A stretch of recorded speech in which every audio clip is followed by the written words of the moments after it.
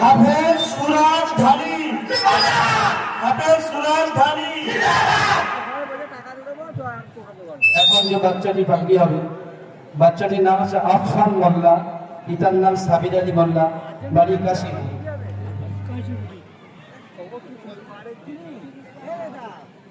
দেখবি তো? নারায়ে তাকবীর, নারায়ে তাকবীর। আল কোরআনের আলো, আল কোরআনের আলো, এই কোরআনের বাণী।